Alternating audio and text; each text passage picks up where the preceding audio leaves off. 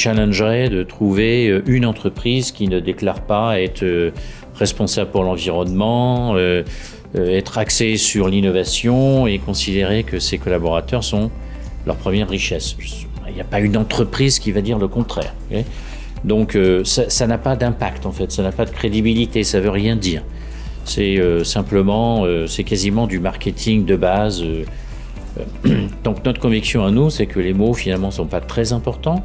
Ce qui est beaucoup plus important, c'est de créer des vraies expériences qui permettent à vos collaborateurs, mais aussi à vos partenaires et à vos clients de se convaincre eux-mêmes qu'on fait les bonnes choses.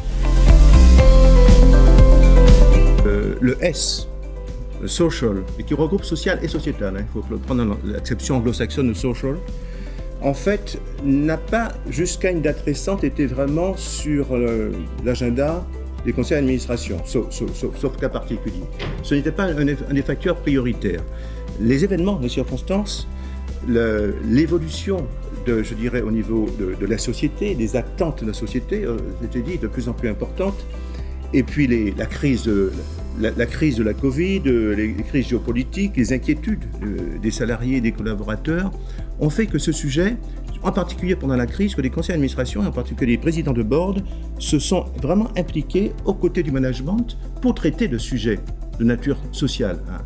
Quel impact ça a sur nos collaborateurs ? Comment est-ce qu'on peut faire pour organiser au mieux possible l'équilibre entre le télétravail déjà, ensuite le retour un peu en entreprise progressive, etc. Donc, les circonstances, la crise de la Covid a amené les conseils d'administration, notamment les présidents, à se pencher, à s'interroger, à accompagner, à conseiller, à guider, à orienter, à soutenir les directions générales, le management dans l'organisation indispensable, l'adaptation de l'organisation de l'entreprise.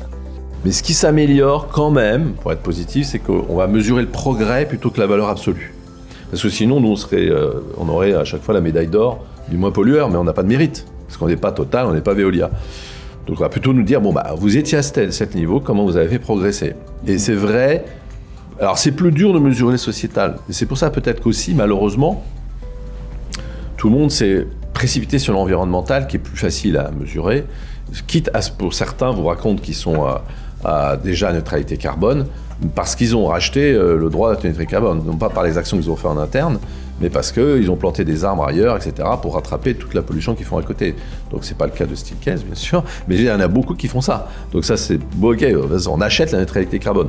Donc faut faire attention. Dans le sociétal, c'est plus compliqué, parce que c'est plus difficilement mesurable, mais à mon avis, c'est plus fort pour, encore une fois, impliquer les collaborateurs et embarquer les clients.